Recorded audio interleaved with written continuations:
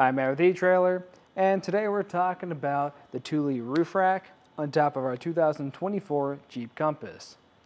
Now this is going to be a great option for you if you're running out of space in the back of your vehicle, because the Compass is a smaller vehicle and you're probably going to run out of space at some point. A good place to place any of that extra gear or luggage is going to be on top of your roof. Especially with the one we have today, this is going to be more ideal for your roof boxes and baskets, since this is a flush rack. So let's check it out. And what I mean by this being a flush rack is that we don't have any overhang on our crossbars. What happens is the crossbar is going directly into your tower. So we're going to have less crossbar space, and we won't have any good tie-off points to haul anything like a kayak or anything else along that realm. But really, this is going to be ideal for those roof boxes or baskets. And there are a couple benefits to having a flush rack, and one of those is, since we don't have any overhang when you're getting into your vehicle, and if you are a taller person, you're going to be less likely to bump your head on it. And it's also going to provide this more of this clean look and then more of this factory look to our vehicle overall. Our rack today is going to be comprised of 3 parts. They're going to have the crossbars, the towers, and the fit kit. So taking a closer look at the crossbar, this is going to be a 34-inch crossbar, and it's going to have this arrow design to it. That arrow design is going to help it be more aerodynamic to reduce that wind noise. Something else to help reduce wind noise is going to be this weather strip at the very top. That's also going to prevent any debris from getting in here or getting stuck. What that's protecting is your T-channel. Your T-channel is going to be a great use if you have any T-channel accessories you want to mount up here. And someone might want to use a T-channel for it, maybe if you have some clamp-on accessories that you don't like using because maybe you don't have a lot of space underneath your roof. Or maybe you only have items that are T-channel compatible, or they're just kind of harder to put in place. And at the very end, we're going to have the tower. The tower is going to have all the hardware or everything that holds your crossbar in place, and it's going to give you more of this clean finish overall because we have this end cap. And right next to that end cap, we're going to have this plastic lock core. That plastic lock core is more of a placeholder for the time being. If someone really wanted to get in here, they could just get a flathead screwdriver and take that off. But you can get this replaced with a metal lock core along the way, so if you want that additional security, you'll have it. And underneath, we're going to have our fit kit. This is going to be a fixed mounting system fit kit. And how this works is it grabs onto your tower or your entire rack and holds it into place on top of your roof. And since this is a fixed mounting system, it's going to have one location it goes on your roof that's not going to change at all. Now, something I'm not a huge fan of with these fit kits is going to be the distance underneath our fit kit itself, because usually this is designed to be flush with these flush rails so nothing can get underneath here. One thing that might be an issue with this is when you're driving down the road, some wind could go through here and potentially create some wind noise. Now, if you're looking for something that's going to solve that, I'd recommend a Yakima roof rack. It's going to be completely flush with these flush rails, but the downside to that is it's going to be much more difficult of an install. I know I was talking about how this is a fixed mounting rack, but let me show you what the exact measurements are going to be. Since this isn't going to move at all, that's going to be about 27.5, which is a pretty good distance. It's going to be able to work with a ton of different accessories, and I think this distance fits our roof really nice. Now, we do have a secondary point where you can push this rear crossbar back one space. I don't recommend that spot though, because it's going to be pretty wide for the roof that we have today. And depending on what accessories you have up here, you might start getting some clearance issues either with your antenna or your back hatch. So this is what we're going to be mainly talking about today because it's what we recommend and show during an installation process. But for the total height it's going to add to our vehicle, if I go from on top of our roof to the top of the crossbar. That's going to be about 5 inches, which isn't too bad. It's pretty good. What I recommend doing though is just taking the total height of our vehicle, our rack, and if we have any gear on top of that, include that too, so you know what areas you can make it under, anywhere like a garage. Now for the distance underneath, that's going to be just about 3.5 inches. So that's something to really think about, because that's still a decent amount of space you have. But if you do have a sunroof on your vehicle and it does extend up and you have some really thick clamps, you could run into some clearance issues there and it could make contact. It's just one of those things, just making sure you know what type of gear you have on top of here and knowing what type of roof you have. Our weight capacity is going to be 165 pounds. But what I recommend doing is just checking what your roof is rated for. And you can find that in your owner's manual. After when you've found that, I recommend just going from the lowest rated component so you don't overload anything. But in my opinion, I think this is a great rack. I really like the design of it. It really matches the look of our roof. And the fact this is a flush rack, I think it really matches what we have today, because we don't have a lot of space on the top of our roof. And I don't think we need anything with a lot of overhang. As for the installation, I'm actually a big fan of it. It is a pretty quick and easy installation. If you're curious to see what I'm talking about, just stay tuned and I'll walk you through the process. To start off the installation, we're going to lay everything out. So closest to me, we're going to have the crossbar itself. And furthest away, we're going to have the towers. With the towers, you're going to have your end caps. We're going to have our fit kit in front of me with all 3 parts and the bracket all the way to the other side, and the hardware to install them too. Behind that, we're going to have our 2 included Allen keys, and what I recommend grabbing is a flathead screwdriver. The first thing we're going to do is grab the bracket of our fit kit, some bolts, and install it on our flush rails. When we're on top of our roof, you'll notice we do have these 2 fasteners on our flush rails. To remove those is really easy. All we have to do is grab our flat head, push underneath it, and apply pressure. I have to put my finger on top of it too to make sure that pressure is evenly dispersed, and then I can remove it. Now you're going to do this on both sides. And for the rear side, you're going to have an option to either choose a set of fasteners closer to your front rails or further away.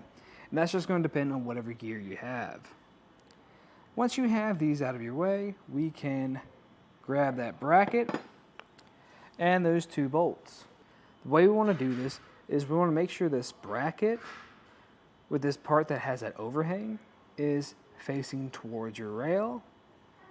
And we're going to line this up with those 2 holes where the fasteners were. Once we've done that, we're just going to put these bolts in, just about hand tight to begin with, on both sides. Once this is all the way hand tight, then we can grab our Allen key with the security end to it and tighten it down the rest of the way.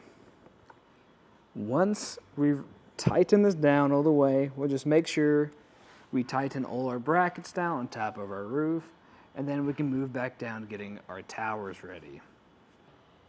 The process to do this is, you'll notice we have 3 parts to our fit kit, and they're going to be labeled A, B, and C.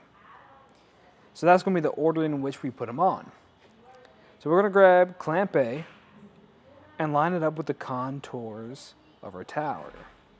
It's going to fit in just like this. These 2 tabs go on the very top, and that bolt goes through the center of that hole. With that in place, I'm going to flip this around.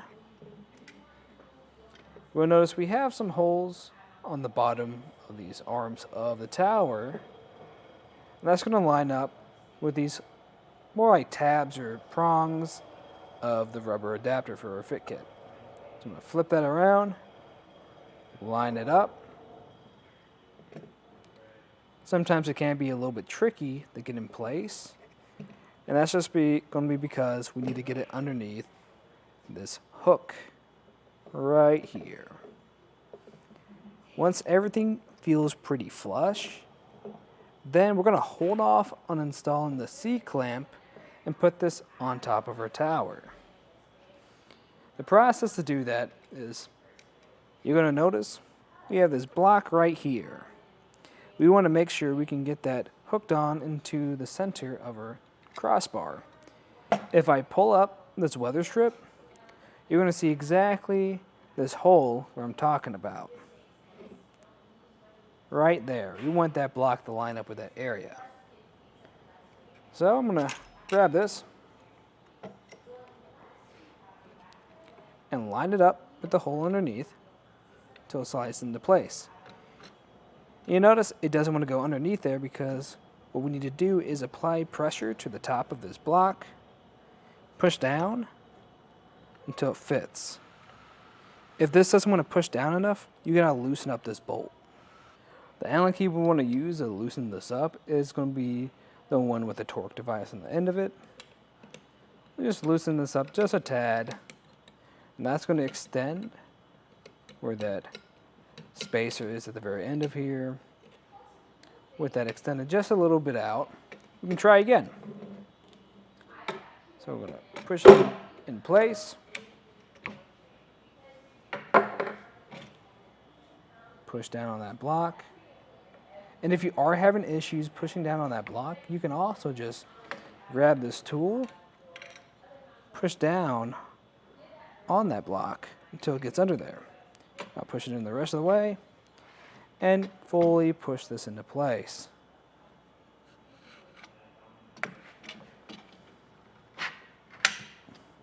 And there you have it. You can see where that block is lined up with the hole now. Just make sure you repeat this process on both sides. Our crossbar is completely prepped now. We just got to put it on top of our roof. Before I do that, I like to do a few things. So first, I like to extend this tower all the way out. Just going to make adjusting this a little bit easier later on. And I like to make sure this is in the right orientation. So we're going to have a thicker side. We want that to be facing to the front of the vehicle, and this thinner side towards the back. Once we've done that, we can line this up with the brackets that are on top of our roof and just roughly place it on top. Now this might not be a perfect fit when you get up here, but we can make our adjustments. So here, what I want to do is make sure that hook on the back is going to line up with this hole in the back of the bracket.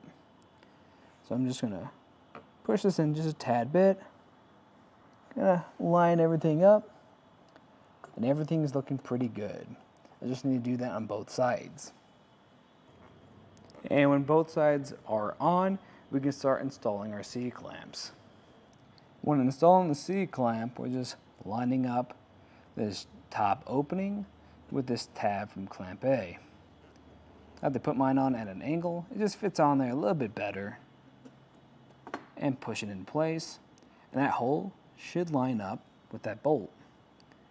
We're going to grab this other adapter. This is what's going to cinch down your C-clamp into place. You're going to want to make sure that threaded side is facing towards your bolt. And line it up. And just hand tighten this into place.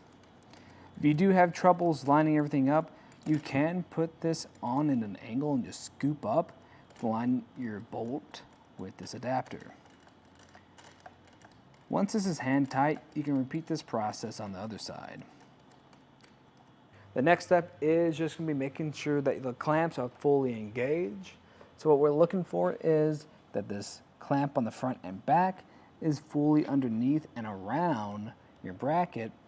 And if you're still kind of worried about it, you can just lift up on the tower, try to pick it up. And if it doesn't remove, you're good. What I like to do now at this point is just check that we have the same crossbar distance on both sides. So the way you're going to do that is you'll notice we have these letters on top of the tower. And we just want to make sure that both sides are on the same letters. So if yours is on A, you want to make sure that both are on A. And how you adjust that is just by grabbing your tower, either pulling or pushing the crossbar. But ours is looking pretty good. So what I like to do is just tighten this now. You just grab that Allen key with the torque device on the back of it and tighten this down into place. This is going to prevent your crossbar from moving anymore. Once this is fully tightened down, it will let you know because you'll hear a clicking sound from here. And you notice this is kind of moving a little bit on where that line was sitting. So what I recommend is not fully tightening this down. I'd recommend tightening this down just a little bit, then go to the other side and do the same. Just going back and forth until this is fully tightened down.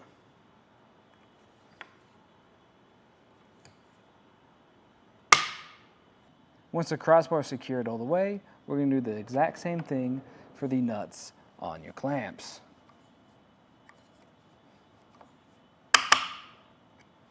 And when it clicks into place, I recommend just giving it a good shake test. Make sure nothing's moving.